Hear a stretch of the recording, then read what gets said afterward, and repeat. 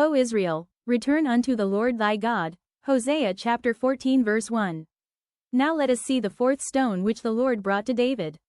We read in 1 Samuel chapter 30 verses 1 to 6 of perhaps the most humbling experience David had. David knew that he should not touch the Lord's anointed.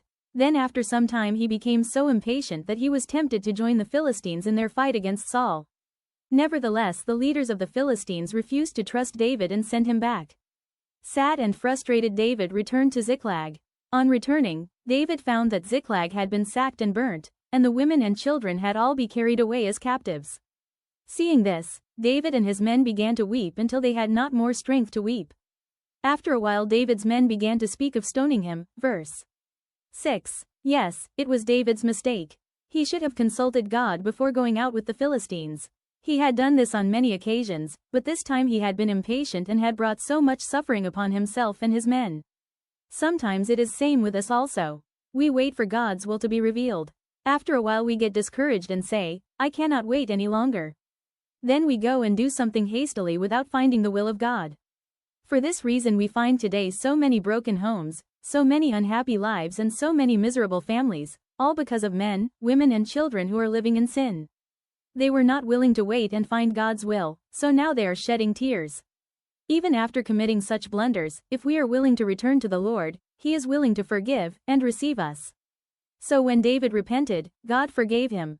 When he inquired of God, He guided him so that he was able to follow the Amalekites and recover all and even more than he had lost. David and his men smote the Amalekites, took all their spoil, although humanly speaking, there was no hope of recovering what they had lost, because the Amalekites were many in number and were well armed for warfare. We may fail God, but He will not fail us. He abideth faithful. 2 Timothy chapter 2 verse 13.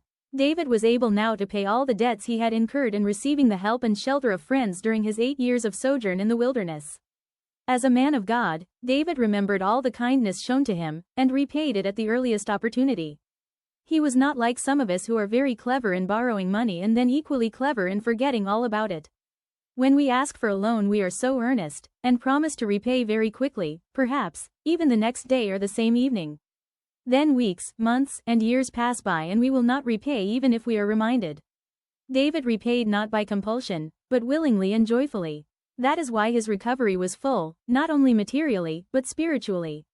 If you are willing to humble yourself, and accept your mistakes, and return to the Lord wholeheartedly, He will give you complete recovery from every loss. This is the fourth stone the Lord wants to give us.